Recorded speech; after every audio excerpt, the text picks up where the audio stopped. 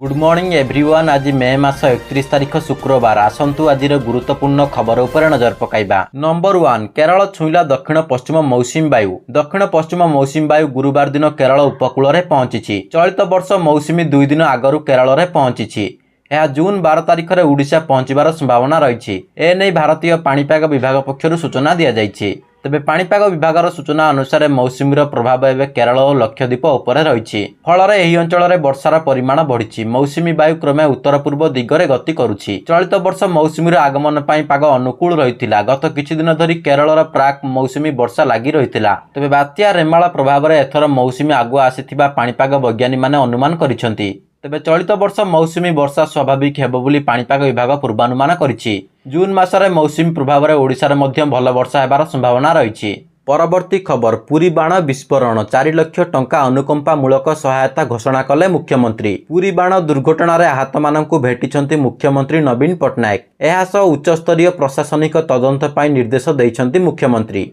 अतिरिक्त मुख्य शासन सचिव राजस्व विपर्यय परिचालना विभाग तथा स्वतंत्र रिलीफ कमिशनर यही तदंत करिवे। दुर्घटना मृतकों निकटतम आत्मीयों 4 लाख टंका लेखाएं अनुकंपमूलक सहायता मध्य मुख्यमंत्री घोषणा करिसेंती। गतकाली पुरी बाण दुर्घटना आहत मानक चिकित्सा खर्च मुख्यमंत्री रिलीफ पांठि बहन कराजिबो बोली मुख्यमंत्री घोषणा करथिले। सूचनायोग्य जे एही बाण दुर्घटना 3 जण मृत्युवरण करथिबा बेले 30 जण आहत होइछंती। परवर्ती खबर, मुख्यमंत्री कन्या उत्थान योजना। एही योजना रे छात्री माने द्वादश एवं स्नातक पास करिबा परे सरकारक पक्षरु किछि सहायता राशि प्रदान करूछंती। उच्च शिक्षा प्रति उत्साह सृष्टि करने एही योजनार शुभारंभ करा जायछि। एही योजना रे द्वादश पास करिथिबा छात्री को किस्ती आकार में 25,000 टंका जोगाई दियाजिबो। एही क्रम रे छात्री जनक ग्रेजुएशन पास करिबा परे 50,000 टंका जोगाई दियाजिबो। एहा फल रे गरीब परिवारर झियोटी को उच्च शिक्षा प्राप्त करिबारे कोनोसी समस्या हेबो नाही। योजना बाबद रे घोषणा हेबा परे प्राय 1,50,000 टंका गरीब परिवारर झियो को योजना रे सहायता राशि प्रदान करा जिवो। सहायता राशि एवं एही योजना रे झियो को सैनिटरी नैपकिन और स्कूल यूनिफॉर्म किनिबाकु मध्य टंका जोगाई दिया जाउछि। एथिपाई सरकार 300 कोटी टंकार बजेट निर्धारित करिसंती। एही योजना रे झियोटी जन्म हेबा परे वर्षेरु 2 वर्ष मध्य रे 600 टंका जोगाई दिया जिवो। सेही भली 3 वर्षरु 5 वर्ष मध्य रे 700 टंका और 6 वर्षरु 8 वर्ष मध्य रे 1000 टंका प्रदान करा जाउछि।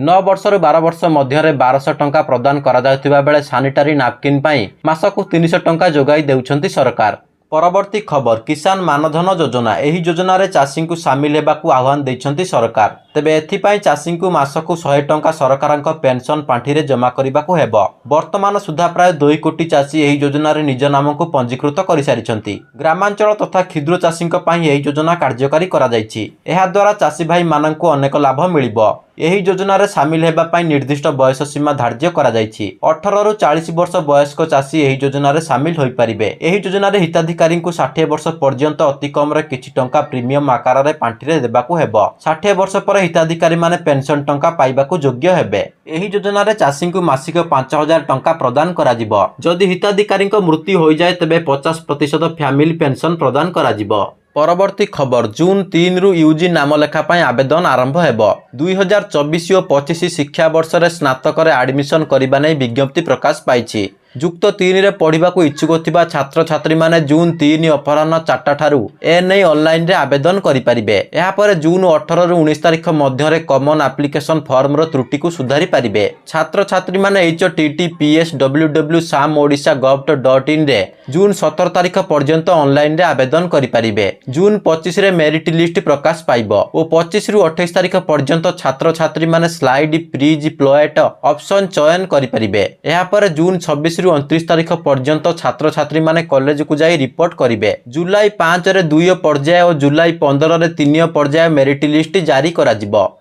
राज्यर 3टी विश्वविद्यालय और 3टी स्वयंशासित कॉलेज रे 4 वर्षिया पाठ्यक्रम इंटरग्रेड बीए बीएड और बीएसएससी पई एही विज्ञप्ति प्रकाश पाइछि। परवर्ती खबर, राहुल गांधी बड़ घोषणा। कहिले केंद्र रे इंडिया मेंट सरकार हेबा मात्र चाषी को हेबो ऋण छाड़। राहुल गांधी 29 मे बुधवार पंजाबर लुधियाना रे एक रैली को संबोधित करिसेंती। एही अवसर रे से देशर चाषी को एक बड़ प्रतिश्रुति दैछंती। से केंद्र रे इंडिया मेंटर सरकार हेबा मात्र चाषी को ऋण छाड़ नुआ सरकारक प्रथम कार्य हेबो बोली कहिसेंती। কংগ্রেস নেতা রাহুল গান্ধী କହିଛନ୍ତି যে ଆମେ ଚାଷୀଙ୍କ ଋଣ ଛାଡ଼ କରିବୁ। ଠିକ୍ ସେହିପରି ସେ ଯେପରି ସେମାନେ କୋଟିପତିଙ୍କ ଋଣ ଛାଡ଼ କରିଛନ୍ତି।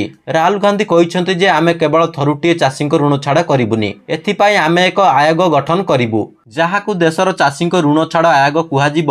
ସେ କହିଛନ୍ତି ଯେ ଯେବେ ବି ଚାଷୀଙ୍କ ଋଣ ଛାଡ଼ ଆବଶ୍ୟକତା ପଡ଼ିବ ଆୟୋଗ ସରକାରଙ୍କୁ ଜଣାଇବେ ଓ ସରକାର ଚାଷୀଙ୍କ ଋଣ କ୍ଷମା କରିବେ। କେବଳ ଥରେ କି 2 ଥର ବା 3 ଥର ନୁହେଁ। ଚାଷୀ ଯେବେ ବି ହତାଶ ହେବ ଓ ଋଣ ଛାଡ଼ ଆବଶ୍ୟକ କରିବ ସେତେବେଳେ ତା ଋଣ କ୍ଷମା ହେବ। ରାହୁଲ କହିଛନ୍ତି ଯେ ଚାଷୀ ଦେଶର ମେରୁଦଣ୍ଡ ଏବଂ ତାର ସୁରକ୍ଷା ଦରକାର।